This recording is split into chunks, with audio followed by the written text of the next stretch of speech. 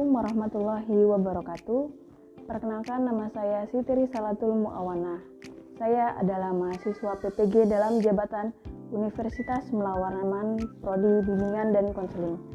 Pada kesempatan kali ini, saya akan memaparkan tentang layanan bimbingan klasikal saya dengan topik cara mengatur waktu belajar. Selamat menyaksikan. Oke, Assalamualaikum warahmatullahi wabarakatuh.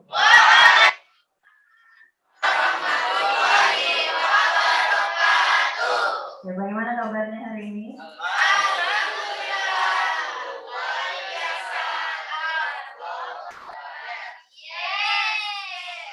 Ya, lengkap sekali yang di sebelah sana semangat.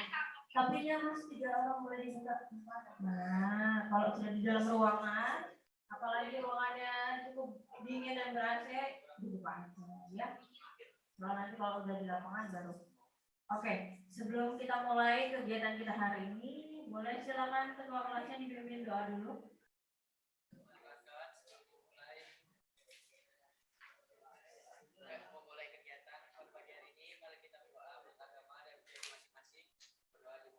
Berdoa dimulai.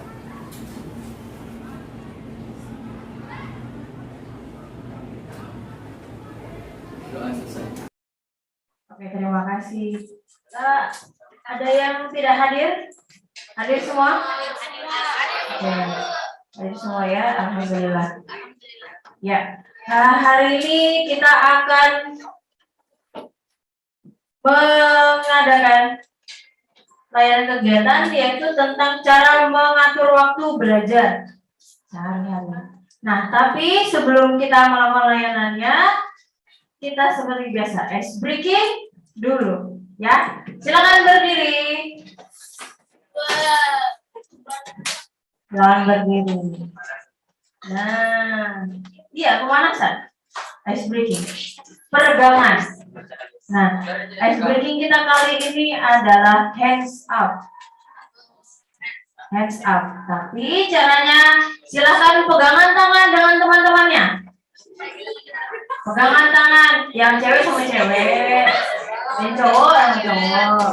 Nah, karena ini sudah satu tim, hadap ke temannya satu tim. Nah, 2 orang hadap ke temannya satu tim.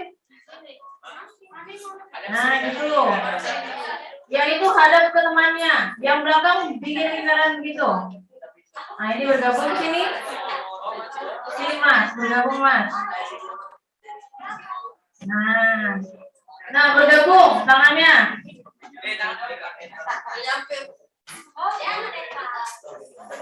Oke, sudah? Ya.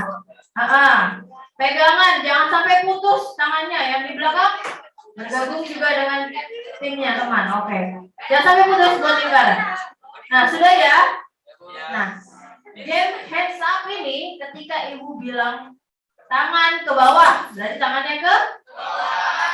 Kalau tangan ke atas berarti ke atas. Kalau ibu bilang ke kanan, ya goyang ke kanan, tarik ke kanan. Mana kanannya?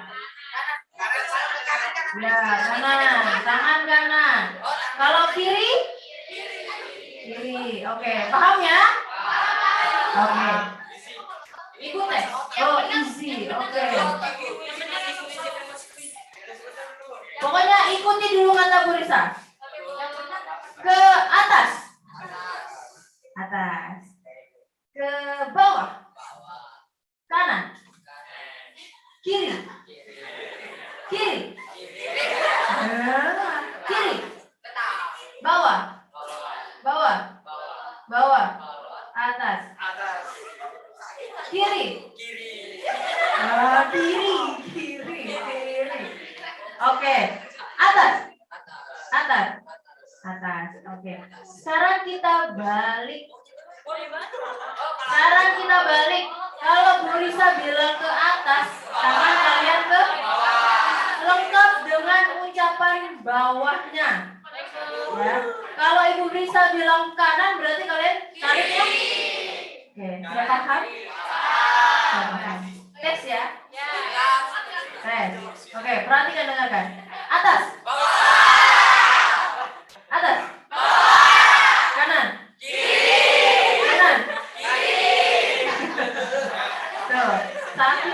ada yang mau kiri. Kiri. Atas. Bawah. Oke, luar biasa. Beri aplaus. Silakan duduk. Silakan duduk. Ya. Ya, luar biasa sekali, hebat. Ternyata konsentrasinya masih bagus. Nah, habis istirahat ya, full jadi tenaganya. Oke. Sebelum Ibu mulai, Ibu akan membuat kontrak belajar dulu dengan kalian. Nah, ketika nanti Ibu menyampaikan, kalau ada penyampaian dari Bu Risa berarti harus memperhatikan. Fokus ke. Nah, jika ada yang ingin ditanyakan, berarti bagaimana sikapnya? Angkat tangan dulu, baru ketika sudah dipersilakan, baru bertanya atau menyampaikan. Kalau mau izin ke toilet, boleh. Tapi dengan tanda tangan izin. Gitu ya? Oke. Ibu mulai. Hari ini kita akan mempelajari tentang cara mengatur waktu belajar. Nah, tujuannya apa? Ada 2 tujuan umum yang Ibu harapkan. Yang pertama, tujuan umumnya siswa mampu merencanakan kegiatan sehari-hari serta waktu belajar yang menjadi tanggung jawab sesuai dengan kondisinya. Kemudian untuk tujuan khususnya, siswa dapat merincikan kegiatan sehari-hari, siswa dapat mengatur waktu belajar, kemudian siswa dapat membuat jadwal waktu sehari-hari, siswa mampu berpartisipasi aktif dalam kelompok dan menanggapi hasil presentasi dari kelompok lain, dan yang terakhir siswa dapat merumuskan waktu belajar yang efektif di kesehariannya. Nah, jadi nanti ini sudah berbentuk kelompok yang kita bentuk kelompok kemarin. Kemudian nanti kita akan diskusi dalam kelompok masing-masing. Tapi sebelum itu Ibu ingin memberikan stimulus dulu. Kenapa sih harus kita tahu cara mengatur waktu belajar? Nah, ini pentingnya mengatur kegiatan sehari-hari. Kalau dalam keseharian tuh ada 3 jenis kegiatan. Yang pertama kegiatan rumah, ya kan? Pasti kalian juga ada kegiatan aktivitas di rumah. Kemudian kegiatan kalian di sekolah dan kegiatan kalian di lingkungan sosial. Kemudian, nah ini sebuah contoh jadwal kegiatan sehari-hari. Apa ada yang sudah pernah membuat jadwal kegiatan begitu? Siapa? Oh, saat kelas 7? Oke. Kemudian, nah ini ada kiat-kiat mengatur waktu belajar menurut Siapakah beliau? Nah, beliau adalah seorang penulis buku. Nah, bagaimana menurut beliau kiat-kiatnya? Yang pertama, tetapkan prioritas. Mana yang paling nomor 1, betul. Yang kedua, jangan membebani diri dengan jadwal yang berlebihan. Kemudian luangkan waktu untuk membiasakan diri menjadi teratur. Kalau tadi sudah ada jadwalnya, harus teratur. Iya, betul. Membiasakan diri untuk melaksanakan. Kemudian luangkan waktu untuk refreshing. Ya, jangan melulu mempush dirinya untuk melakukan kegiatan, tapi tidak tahu kalau badannya juga punya hak untuk istirahat, punya hak untuk main, untuk bersosialisasi dengan yang lain. Kemudian yang kelima, jangan menunda-nunda pekerjaan betul itu. Oke. Nah, ini ada sebuah video tips dan trik. Pernahkah kamu merasa otak lelah saat mengerjakan tugas atau saat mengulang materi yang telah disampaikan oleh guru di sekolah? Ternyata, ada waktu tersendiri loh agar kamu bisa belajar secara efektif dan menciptakan konsentrasi yang bagus. Jadi, Jangan asal belajar di sembarang waktu jika tidak ingin hanya lelah dan materi tidak terserap dengan baik ya. Ini dia waktu yang efektif untuk belajar. Yang pertama, jam 7 sampai 9 pagi. Pagi hari di antara jam 7 sampai 9 merupakan saat terbaik untuk meningkatkan semangat belajarmu. Kalau kamu masuk sekolah pukul 7, pasti masih merasakan semangat yang tinggi kan? Begitu juga dengan otak. Pada jam tersebut, otak sedang mengalami masa semangat untuk menyerap materi. Yang kedua, jam 9 sampai 11 siang. Selepas pukul 9 pagi adalah waktu yang tepat untuk meningkatkan pelajaran, terutama yang membutuhkan kreativitas.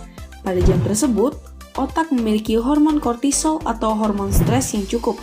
Dengan adanya hormon ini, akan membantu kamu untuk bisa memfokuskan pikiran dan hal yang berhubungan dengan kreativitas. Yang ketiga, jam 11 sampai 2 siang. Semakin siang adalah waktu yang tepat untuk kamu melakukan tugas yang sulit.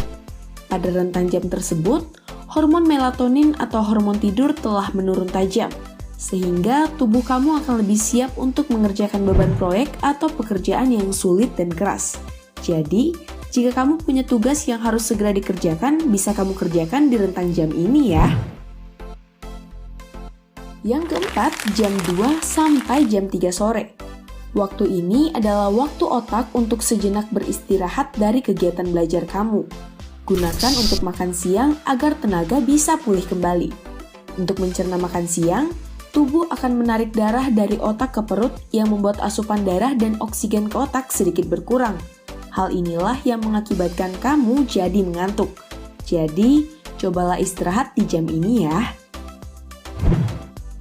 Yang kelima, jam 3 sampai 6 sore. Sebenarnya pada waktu ini otak sudah mulai mengalami kelelahan. Namun, kamu masih bisa belajar kok. Caranya, lakukan kolaborasi dengan teman atau keluarga di rumah tentang materi yang kamu pelajari. Walaupun otak tidak setajam waktu sebelumnya, namun kamu masih bisa merasa lebih santai dan tekanan tubuh juga lebih rendah. Yang keenam, jam 6 sore hingga 8 malam. Waktu ini terbaik untuk belajar. Kamu bisa menyimak video belajar dari YouTube atau bisa juga belajar menggunakan aplikasi bimbel online seperti Ruang Guru agar belajar kamu lebih maksimal. Karena aplikasi ini sudah dilengkapi dengan video belajar yang beranimasi disertai latihan soal dan juga pembahasannya. Di antara jam tersebut, otak sudah masuk dalam tahap pemeliharaan, yaitu ketika produksi melatonin masih berada di level yang rendah. Yang ketujuh, jam 8 hingga 10 malam. Di waktu ini, kamu akan mengalami masa transisi dari kondisi terjaga menjadi mengantuk, karena kadar hormon melatonin akan meningkat cepat, sementara kadar hormon serotonin akan memudar. Otak juga sudah mengalami kelelahan setelah seharian belajar. Dan yang kedelapan, jam 10 ke atas. Setelah lewat pukul 10, stop semua kegiatan kamu. Waktu ini merupakan waktunya kamu beristirahat malam dan tidurlah. Atur cahaya yang sesuai karena akan membantu membiarkan otak agar beristirahat dengan baik. Usahakan tidur yang cukup sekitar 7-8 jam setiap harinya ya. Waktu yang efektif untuk bisa menyerap materi dengan baik memang lebih bagus di pagi hari. Namun perlu diingat, untuk mendapatkan pagi hari yang optimal dengan suasana hati yang bagus dan otak yang segar, harus diikuti dengan istirahat yang cukup di malam harinya. Nah ini, untuk kegiatan yang akan kalian diskusikan di dalam kelompok. Nah, yang pertama, kalau tadi dalam video ada klasifikasi bagaimana waktu-waktu yang efektif untuk belajar. Nah, nanti di dalam kelompok kalian silakan identifikasi masalah apa saja yang biasa kalian hadapi ketika mengatur waktu sehari-hari. Kemudian bergabung dengan kelompok sesuai yang sudah ditentukan. Tadi sudah ya. Berarti yang 2 orang nanti boleh menghadap ke belakang untuk mendiskusikan. Nanti yang kelompok 2 juga 6 orang. Yang kelompok 3, pokoknya setiap kelompok ada 6 orang. Berarti nanti yang di belakang bergabung ke depan ya. Kemudian carilah informasi tentang cara-cara mengatur waktu belajar yang efektif.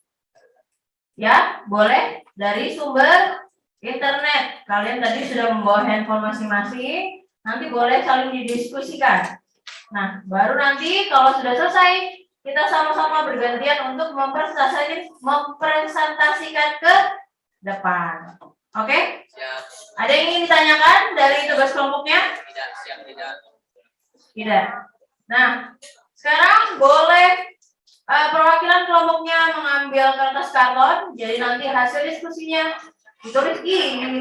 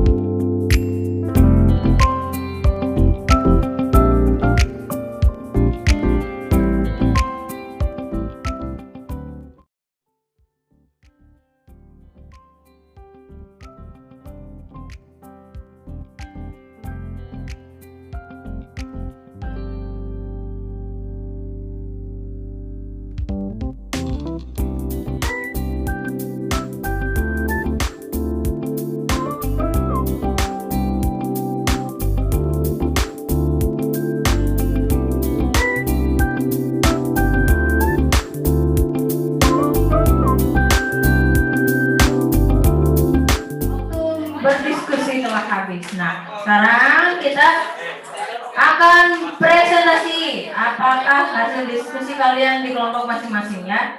Silakan pilih perwakilan 2 orang setiap kelompoknya untuk menyampaikan hasil presentasinya ke depan. Silakan tepuk tangan untuk kelompok 3.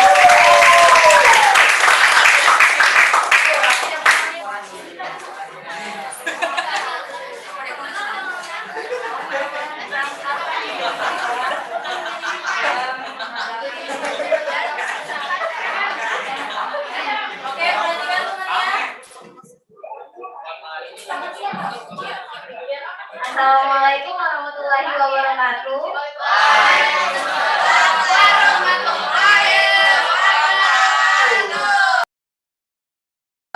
Selamat pagi semua. Kami dari kelompok 3 akan mempresentasikan cara-cara mengatur waktu dan masalah yang dihadapi dalam mengatur waktu sehari-hari. Yang pertama, cara mengatur waktu adalah membuat jadwal pelajaran sesuai yang ingin dipelajari. Kedua, meluangkan waktu untuk beribadah. 3, sisihkan waktu belajar dan pekerjaan rumah. 4, sesuaikan durasi belajar dengan kemampuan diri sendiri. 5, fokus dan disiplin. 6, lakukan evaluasi secara rutin. Adapun masalah yang dalam mengatur waktu sehari-hari yaitu 1. Tidak menentukan prioritas. 2. Terlalu banyak mengambil kewajiban. 3. Tidak bisa menolak ajakan. 4. Susah untuk berkonsentrasi. 5. Berusaha menjadi sempurna, perfeksionis. Sekian dari kami. Wassalamualaikum warahmatullahi wabarakatuh. Dan selamat siang.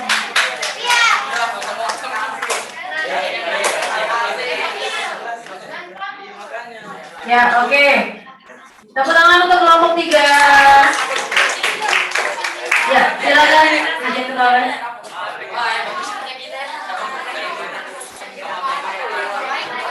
Ya, bagus sekali tadi sudah disampaikan bagaimana masalah dan cara mengatasinya. Untuk kelompok selanjutnya, kelompok 1 silakan mempresentasikan.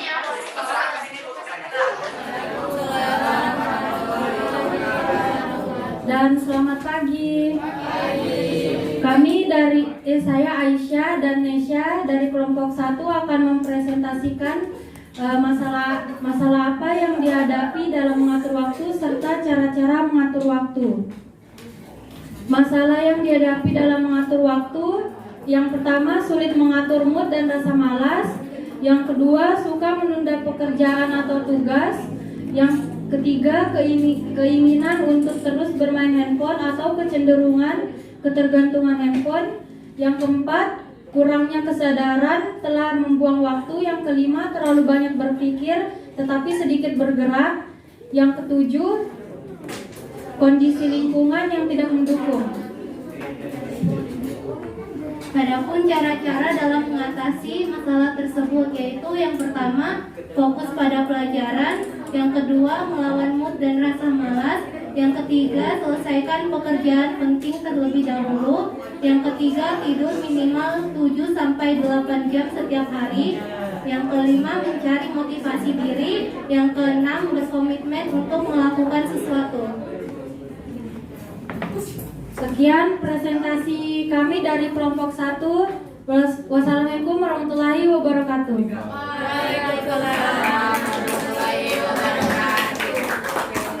Dari presentasi teman-teman tadi, nah, ada yang ingin ditanyakan? Ada yang ingin ditanyakan? Silakan angkat tangan jika ingin bertanya. Nah, kalau tadi kita sama-sama menyimak masalah yang paling banyak dihadapi apa saja? Siapa yang bisa menyebutkan masalah yang biasanya dari teman-teman setiap kelompok alami? Malasnya, Bu. Ya? Rasa malas. Mut-mutan. Oh, atau dia harus menyiapkan moodnya terlebih dahulu. Lalu kenapa? Angkat. Ayo. Nah, bermain HP sampai lupa waktu. Refreshingnya terlalu berlebihan. Apalagi? Suka menunda pekerjaan. Iya, betul. Apalagi? Ada lagi? Ya, itu tadi. Apa? Tidak bisa mengatakan tidak ketika temannya mengajak bermain sampai lupa waktu dan meninggalkan kegiatan yang sudah dijadwalkan. Oke, baik. Untuk itu tadi kesimpulannya bisa kita ambil untuk diskusi kita kali ini. Nah, untuk sesi terakhir, Ibu ada lembar kerja yang bisa kalian kerjakan sebelum kita mengakhiri. Boleh tolong masing-masing kelompok mengambil ke depan.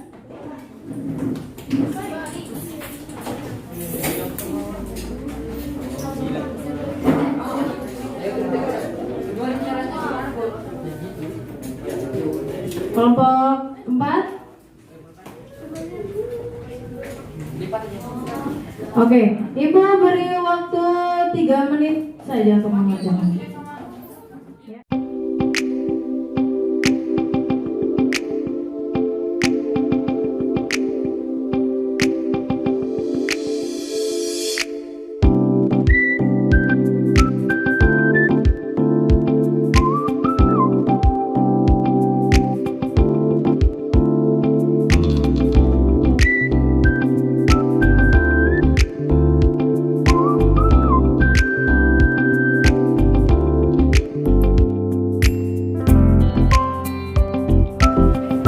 Silakan kumpul ke depan.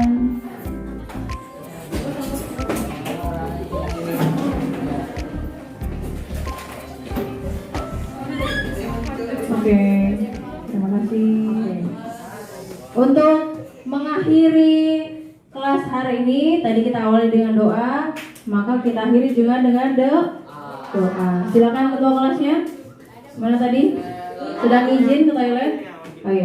Radiko saja. Boleh pimpin berdoa. Ayo. Serta guru, sebelum kita mengakhiri pembelajaran pada hari ini, marilah kita berdoa menurut agama dan keyakinan kita masing-masing. Berdoa dimulai.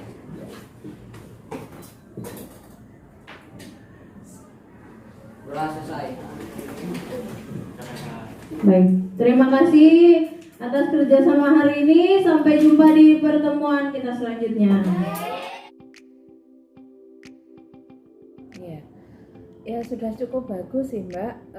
Saya malah berharap itu nanti bisa diikuti oleh teman-teman yang lain ya, karena video pembelajaran itu sangat penting di era yang sekarang, era digital, yang anak-anak itu sudah memanfaatkan media sosial. Bagi saya itu sudah bagus. Kemudian di dalam pembelajaran itu juga saya rasa sesuai prosedur ya, dari tahap-tahapannya ada pembukaan, kemudian menanyakan kabar, menanyakan sehat apa enggak, kemudian memberikan sedikit motivasi ke anak-anak. Juga yang saya lihat itu ada ice breaking juga, udah bagus sekali ya. Siswa juga saya lihat sudah terlibat aktif gitu. Jadi saya rasa sudah bagus kalau untuk penyampaian materinya, mungkin itu. Sangat penting ya, saya sendiri dari kecil itu diajarkan oleh orang tua itu bahwa kita itu harus mengatur waktu, tidak hanya waktu belajar, waktu kita kalau bangun kita harus ngapain. Nah walaupun kita belum bisa disiplin, setidaknya kalau kita punya garis-garis besar kegiatan, setidaknya kita itu wah ini sudah jam sekian ya, sudah waktunya saya melakukan kegiatan ini gitu. Boleh bermain, boleh bermedia sosial, berselancar di medsos boleh, tetapi agar anak-anak itu punya tanggung jawab gitu.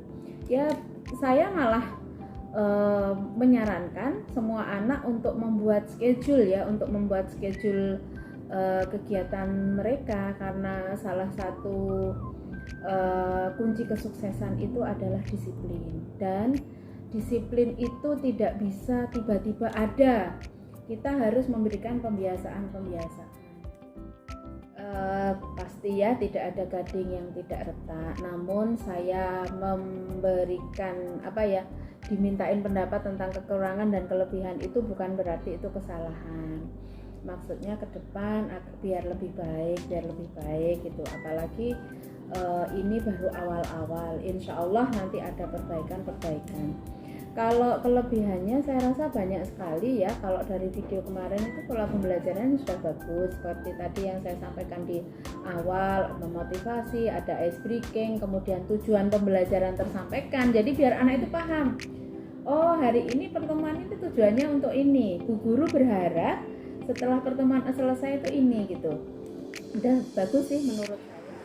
Terima kasih waktu yang diberikan kepada saya untuk menanggapi hasil pembelajaran atau pelaksanaan pembelajaran oleh Ibu Siti Risalatul Muawanah sebagai guru bimbingan konseling di SMP 2. Saya sebagai orang tua melihat penampilan beliau dalam melaksanakan kegiatan layanan kemarin juga bagus, dan siswa aktivitasnya terlihat dengan nyata, dan dia juga memahami apa yang disampaikan oleh bu guru tersebut.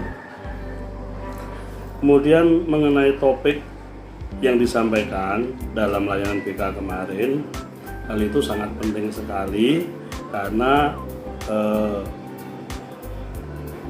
belum tentu semua siswa mengetahui waktu-waktu efektif belajar. Setelah diberikan layanan tersebut,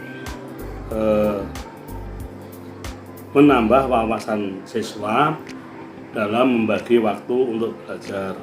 Harapan saya sebagai orang tua setelah mendapatkan layanan tersebut, anak saya atau murid-murid SMP 2 dapat menyusun jadwal belajar dengan baik, disesuaikan dengan waktu-waktu efektif belajar, sehingga bisa meningkatkan prestasi siswa tersebut.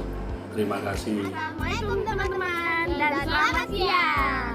Perkenalkan, nama saya Eva Maldevianti, teman saya Kalista Aureliza, dan satunya Lirati Mahani, Eleanor Pangemanan, biasa dipanggil Hani.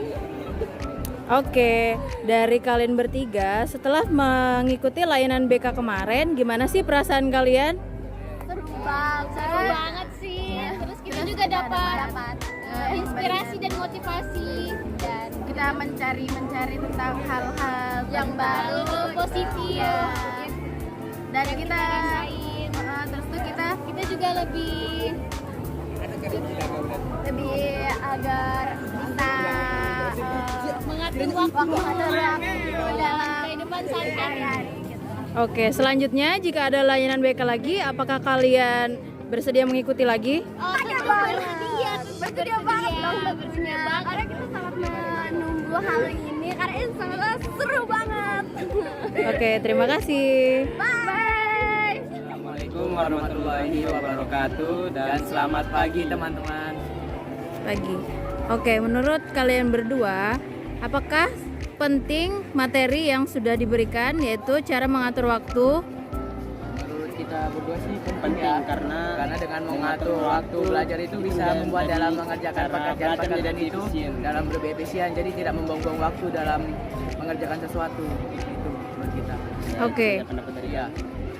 Oke, untuk layanan yang kemarin, apakah menurut kalian asik dengan media-media yang sudah ditampilkan? Asik, menurut kami asik karena cara penyampaiannya menggunakan video berbanding dengan menjelaskan menggunakan video menurut saya lebih menarik dan bisa kayak lebih baik dalam ada media gambar gitu kan, jadi kayak lebih mudah dipahami, lebih jelas contohnya. Oke, terima kasih.